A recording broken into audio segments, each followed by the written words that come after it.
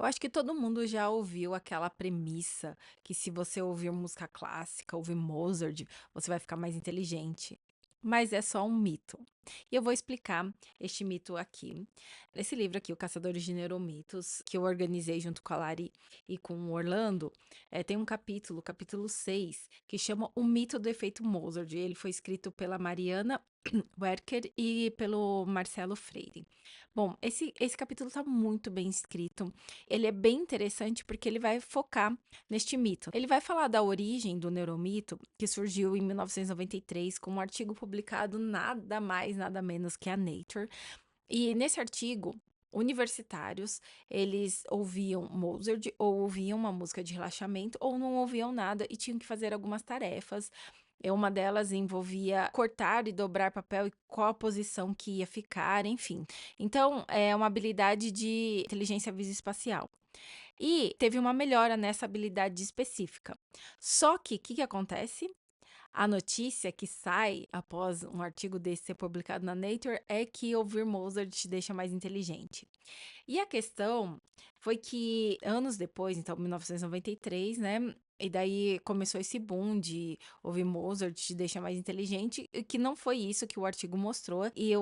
Os autores do artigo nem falaram isso. Eles falaram que deu uma diferença nessa medida específica, e não no QI em geral, que depois da rede de divulgação começou a falar que foi aumento no QI em geral. E em 1996, um autor chamado Don Campbell, ele patenteou a marca Efeito Mozart e começou a falar que ouvir Mozart te deixa mais inteligente. Aí começaram a vender produtos para crianças que não tinha estudo com criança até então, mas era para as pessoas ficarem mais inteligentes ouvindo Mozart. A questão foi que isso influenciou grandemente a população em geral, inclusive o governador do estado da Geórgia, que em 1998 ele disponibilizou uma verba para que toda criança nascida no estado da Geórgia ganhasse um CD do Baby Mozart. Além de outras leis, como uma lei aprovada na Flórida, falando que todas as creches deveriam tocar Mozart para as crianças ficarem mais inteligentes. Então, não foi com crianças, o estudo de 1993, e depois teve alguns estudos com crianças, mas a questão é que eles não encontraram esse efeito. Meta-análises realizadas depois não encontrou esse efeito e talvez eles tentavam ver alguma coisa que poderia explicar esse efeito. Talvez alguma variável que pudesse estar interferindo nisso, né? E então, depois que eles viram, né, outros estudos mostrou que talvez a música influenciasse o estado de humor e por isso que melhoraria algum ponto de atenção. E as pesquisas continuaram a se desenvolver, estudos posteriores não encontraram esse efeito. E como conclusão aqui, eu queria deixar bem claro uma citação que é da Mari e do Marcelo, que, em resumo, o efeito Mozart não é robusto, não é específico e não é generalizável, e sua causa não é incontestável. Não é robusto porque não tem reprodução.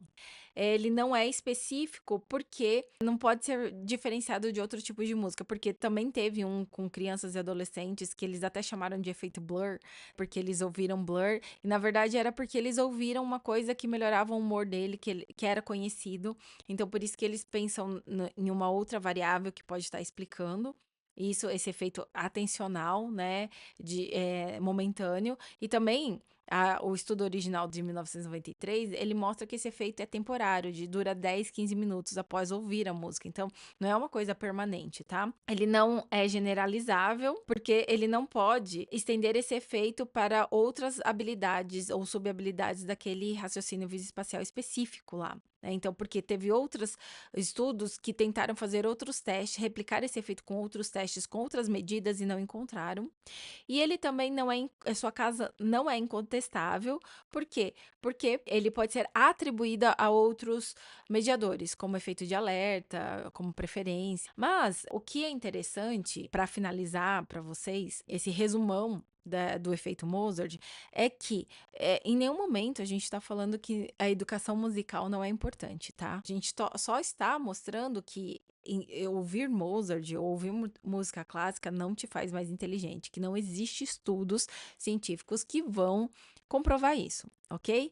Então eu espero que vocês tenham gostado dessa caça ao neuromitos, e se vocês gostam de entender mais sobre neuromitos, principalmente neuromitos na educação, eu tenho um mini curso que chama Neuromitos na Educação, que eu vou desmistificar vários neuromitos, e se vocês quiserem saber mais sobre ele, é só clicar no link aqui, tá? Um beijo e até o próximo vídeo.